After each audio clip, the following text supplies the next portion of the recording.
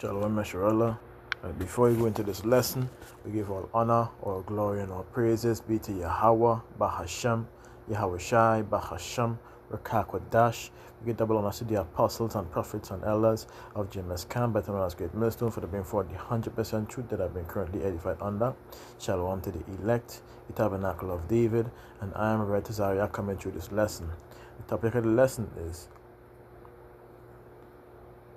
the law is not done away with, to be exact, right? Because we have a person coming where I work decided to come and try to test me or whatever the case is, and one of his statements was how we don't have the truth and all these things. I know Christians as usual, and I told him I don't debate, but if you're willing to learn something, though you are not sincere, I have no problem trying to provide that information that you lack, right? So he asked a simple question. He literally, out of his words, out of his own mouth, he says, and I'm telling you, I have witnesses there. The exact same thing as mentioned in Matthew chapter 22 is exactly what I said out of my mouth, right? And it says, so let me get it one time. Yep, they're right here. So he asked, which again, when you could read on the page, and it's very similar. But of course, I'm not Yahweh Shai HaMashiach. But he asked, so what you consider the great? How much commands there are, right? And I said, Slap. My vehicle is. Hold on, let's make sure. All right, I do see it in my vehicle, but Slap care for that. Yeah, okay, right. So he asked, how much commandments are there? According to the in scriptures, I say, well, as far as you understand, there are 613, but there's also more. But according to the Torah, there's approximately that amount, right? Which then he went on to say, there's more. I just said that when one of the guys who, an officer who work with me, listening to him, he can't look at a sense of disingenuous behavior. So he said, so the guy continued to say, and which commandment is the greatest commandment according to the Bible, right? Because you all seem to think you all know everything. I say, well, the greatest commandment in the Bible is that you love the Father with all thy heart, with all thy soul, with all thy mind. That's exactly what I said. And he went on to say, no, that's not the greatest commandment. The greatest commandment is just love. So I went on to say, so if somebody is doing abominable practices, would you love that to do it too? He said, God said that you're supposed to love everyone and everything that is on the earth, all animals and everything. I was like, what? I said, show me in the scriptures where the Father says to love everything and everyone, even the wicked customs of the heathens that he is so much against, even in the New Testament. I said, show me that. Which he could not. So you say a lie, you say I'm wrong concerning what I said, which is the greatest commandment. So let me read it, because there's a familiar story which took place in the very scriptures with Yahweh Shai HaMashiach. Let's read it. It says, Matthew chapter 22 and verse 34. Jumping into verse 30, verses 40, it says that when the Pharisees had heard that he had put the Sadducees to silence, they were gathered together. Then one of them, which was a lawyer, asked him a question, tempting him to say, and saying, Master, which is the great commandment in the law? Let's not bypass that. Let's go in the Torah so you could see that it says what it says exactly.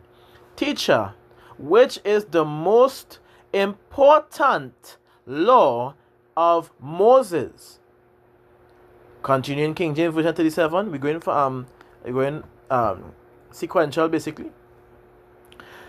It says, Yahweh Shai said unto him, Thou shalt love Yahweh thy power with all thy heart, and with all thy soul, and with all thy mind.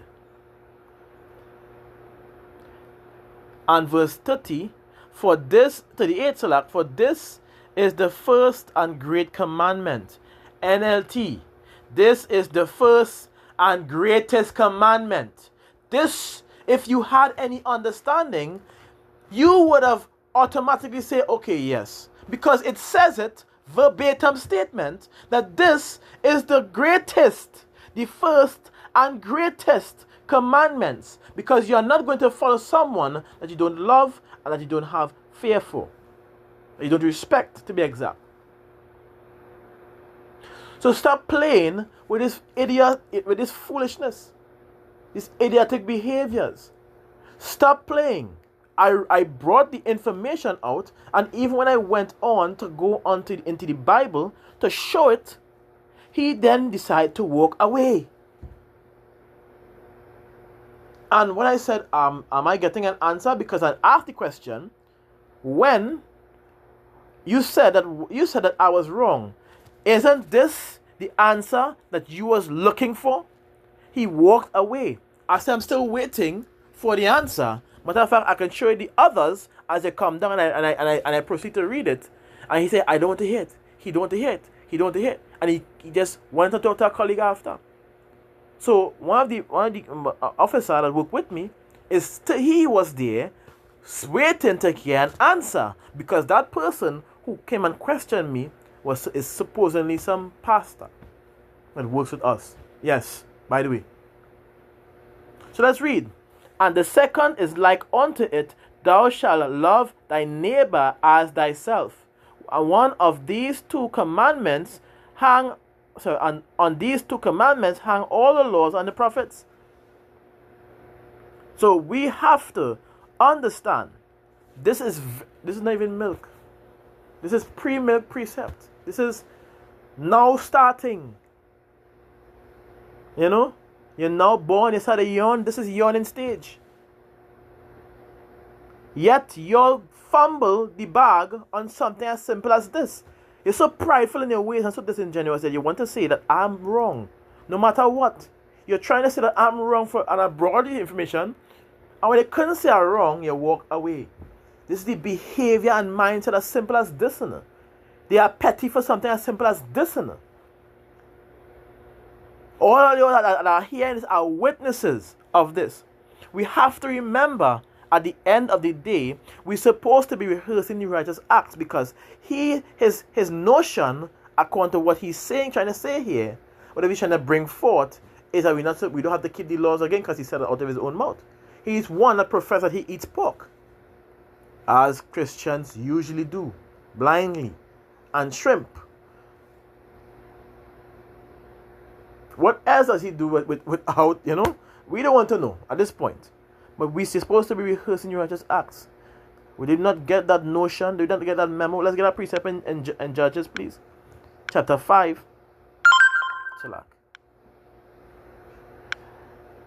Chapter 5, chapter 15, yes? Put this down. Chapter 5 and verses 11. It says, they that are delivered from the noise of the archers in the place of drawing waters, which is in that area, meaning during their captivity, which we are in today. Let's read. There shall they rehearse the righteous acts. What is the righteous acts? Let's get a precept immediately to make sure we understand that point, right? Let's go into Psalms, because this is the Old Testament, as we know. Psalms chapter 119 and verse 142. It says, Thy righteousness is an everlasting righteousness, and thy law is the truth. Not a precept. It says, Thou art near, O Yahweh, and all thy commandments are truth. One more precept, and it says, My tongue shall speak of thy word, for all thy commandments are righteousness. So what is the righteous acts? The ways of the Father, the commandments, the laws that is given unto the children of Israel. They would be rehearsing the righteous acts, as this is prophecy, from the noise of the archers. They will be rehearsing the righteous acts in that time, during that time, which is in our captivity, which we are in today. If you had understand scriptures and prophecy, you wouldn't be trying to teach otherwise.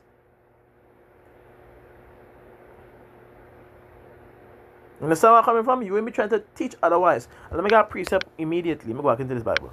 This is how the Apocrypha. So like for interchanging. But let's just go into it. This is the book of Sirach, chapter 15 and verses 19. That is the precept. That's all. Sirach. This is it. It says, verse 18, Sirach. It says, for the wisdom of Yahweh is great and high. So I'm going to pause. Sirach here. Oh wait, let me go into it. It says, for the wisdom of Yahweh is great, and he is mighty in power, and beholdeth all things. His eyes are upon them that fear him. How do we fear him? So you know the question keeps coming, which we could answer. We could give an answer to it. But let's keep going. Right? His eyes are upon them that fear him, and know every work, and he know every work of man. Verse 20, he had commanded no man to do wickedly, neither had he given any man license to sin. So y'all that are trying to change the understanding of the scriptures, you're already in transgression. Y'all are teaching against the keeping of Yahweh Shem Yahshua's ways into keeping your own ways. That is where you call establishing your own righteousness at the end of the day, which is not going to pass with the Heavenly Father Yahweh Shem Yahushai. So how do we go back into it? How do we fear Yahweh Shem Yahushai? Let's read. It says, for the fear of Yahweh is all wisdom, and in all wisdom is the performance of the law, and the knowledge of his omnipotency. Direct precept. How do you fear Yahweh Shem Yahushai? I think that is me there. We had to continue on the next thing. So stay tuned. Shalom. Yahweh Shem Yahushai, Bashem Kakodash, Brakata.